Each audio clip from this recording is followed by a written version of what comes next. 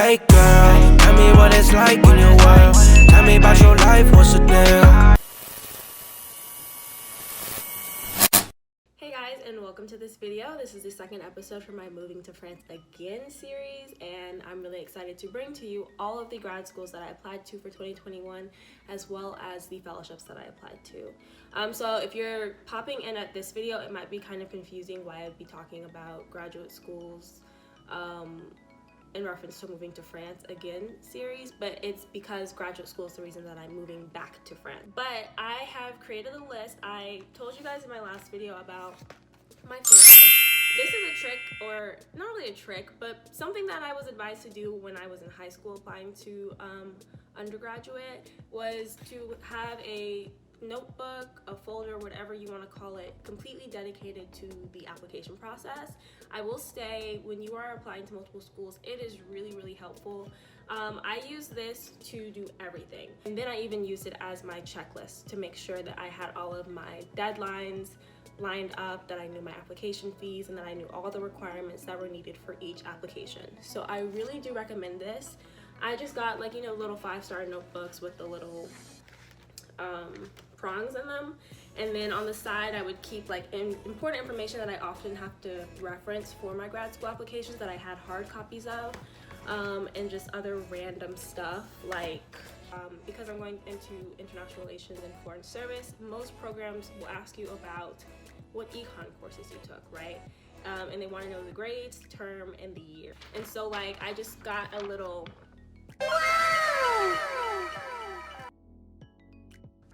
piece of paper and jotted it down, so I didn't have to keep going back to my school portal every single time, because you're just not going to memorize it for every single thing. But that is what I'll be referencing during this video as well. But with this, I also did a handwritten list of all the schools that I applied to, all of their information, how much it cost, how long the programs are, all of that important stuff. I have arranged the schools, divided them by US schools and European schools, and I ranked them in order from most affordable to most expensive. I didn't want to say cheapest because that sucks, and they're not necessarily cheap. I mean, school in the US, school in general, costs thousands, tens of thousands of dollars. So that's not cheap, but relative to other options, the more affordable options to the most expensive options. So yes, and I will also break down some of the schools that ended up on this list, because I explained to y'all in the last video that to find these schools, what I essentially did was a Google search.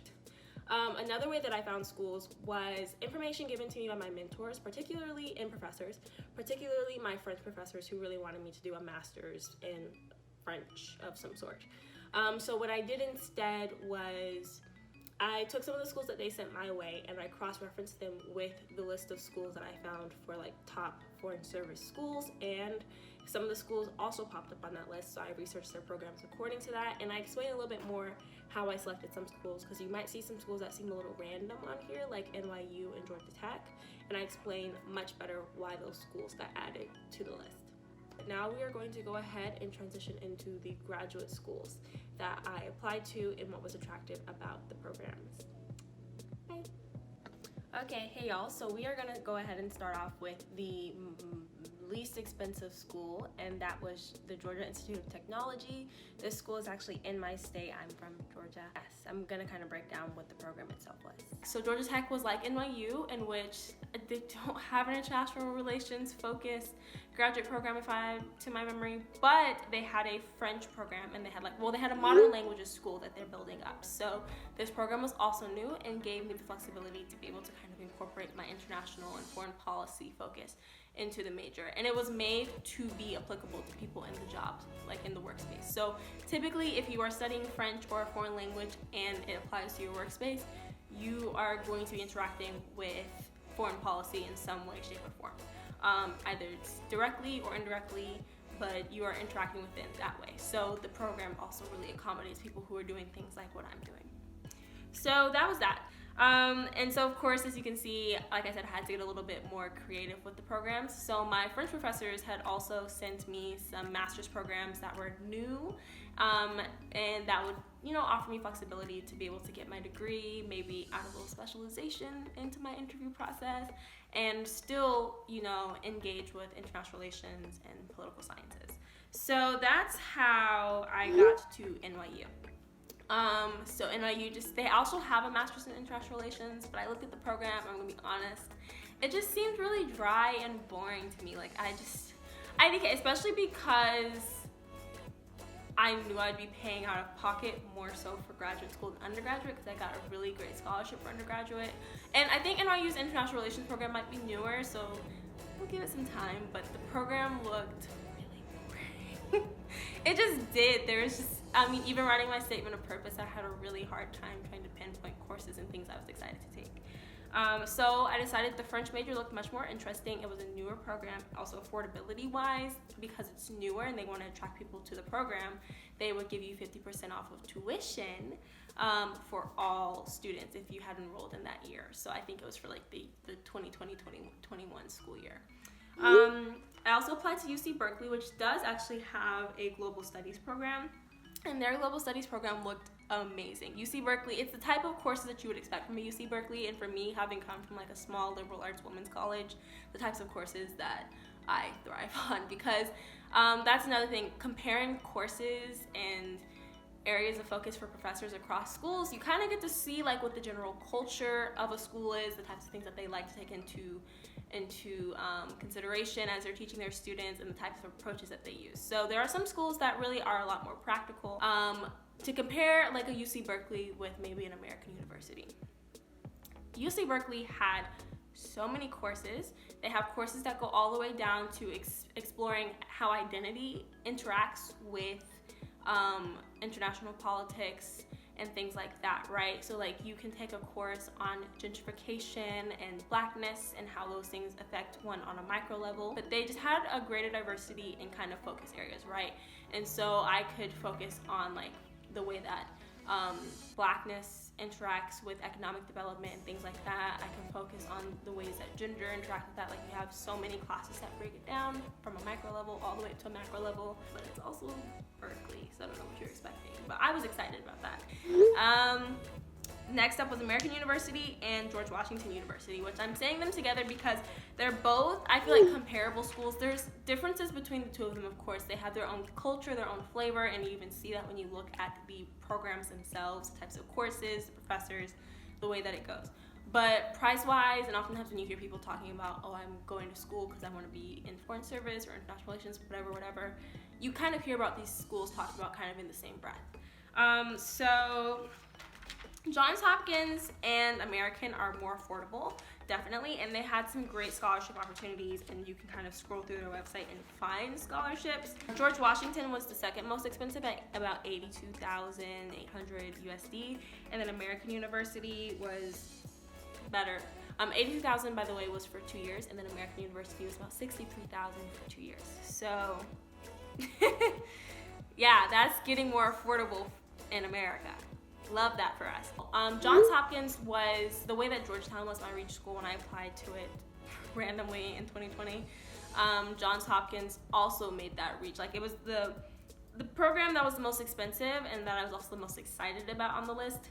Fun fact, so the key part about the Johns Hopkins program is that it is a 2-year program. 1 year is spent in DC and 1 year is spent at their like sister school location in Europe. So they have a program that's in China and they have a program that's in Europe. And for some reason I thought the Europe location was in France, but it turns out it was in Italy. And I actually made it, so spoiler, I was gonna tell you guys all the schools I got accepted into, but one of the schools I got accepted into was Johns Hopkins. And in the interview I met the professors, wonderful people. Specifically, I actually met the professor that I wrote about in my statement of purpose, and she was really, really fun to chat with. And she made a comment about Italy, and I was like, Italy? Like, I didn't say it out loud, but I think she saw my face like turn a little bit, and she's like, you know the program's in Italy, right? So, fun fact. This is why you don't apply for 9 schools, because sometimes it gets very difficult to keep up with the details of each program you are applying to, and that is what happened to me, because I was applying to 9 schools and 2 fellowships at the time while working a job. Not full-time, I do 30 hours a week, but still that is enough, okay? It's enough. It was really cool. Johns Hopkins was also really ideal because you spend 1 year and you get to pick which year you spend where. But I was planning to spend my first year in Europe and then my second year in DC, and that last year you get the option between writing a thesis or doing like a work-based final project. And so I was gonna try to get an internship. I'd be living in DC, which was gonna be perfect. And then from there, I would study take my foreign service exam, hopefully get to the interview process, et cetera, et cetera. So it was like the perfect program if you wanna work in the foreign service. Like it's just perfect, location-wise, timing-wise, content-wise. Price-wise, child. It's a lot.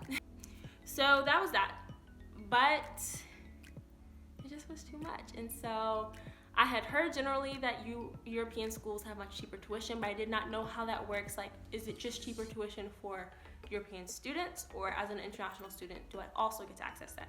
The other caution that was given to me by people who heard I was looking at European schools or beginning to look at European schools was the fact that just because tuition is cheaper doesn't mean that like other things won't be as expensive, right? Like trying to get my visa, trying to negotiate the moving costs, moving cross country versus moving to a whole new country thousands of miles away could be very expensive. And so it might end up costing the same as just going to an expensive US school at the end of the day.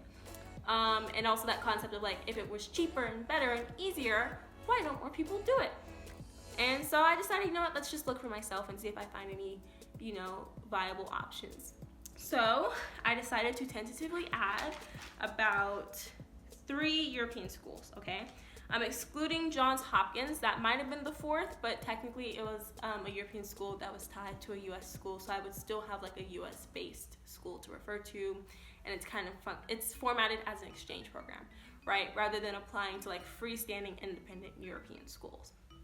So the first school I applied to, I looked in London, right? Because as I'm a French major, yes, but I don't know, my French has just had a hard time progressing in the years. So I was just feeling like, you know what, let's go somewhere where they speak English to just start it off easy for me, just in case. And so I chose 2 schools from London. There was the London School of Economics and the SOAS University of London. So not only were the application processes easier for the European schools, like the amount of things that they ask for in your application for a US school versus for a European school, so much. The London School of Economics tuition, so it was typically like a 12-month program. It was £24,264. And then the SOAS University of London, which is it's the School of Oriental and African Studies, which the name, questionable. Didn't know we still use the term Oriental, but actually let me not talk about these schools badly and then discover this video and then say I want to do a PhD later or something and then they decide to reject me. So let me not do that. But that tuition was 22,810 euros for overseas, and also it was a 1-year program. It was pretty straightforward finding that information for the European schools, and then the next one was Sciences Po. I don't think I'm good enough to apply to La Sorbonne. And that school was 18,000 euros per year. So I ended up applying for a 2-year program. And they did have opportunities to apply for scholarships, which I did not get, but it's okay. And yeah, so those were the schools that I applied to. The European schools tuition-wise were cheaper, and the programs were typically not 2 years, and so tuition is cheaper and you have to go to school for less time, so you just save money. The next question was cost of living. So Paris and London are both very expensive cities to live in.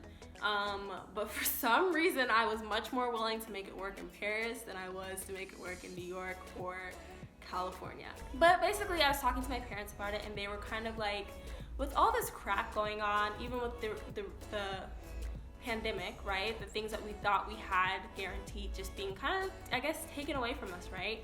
Why not? Like, I'd rather, they were like, I'd rather help you make it work in Paris than stay here for any longer and regret not having had that opportunity to really live abroad and get out and go more places. So that's what it ended up being.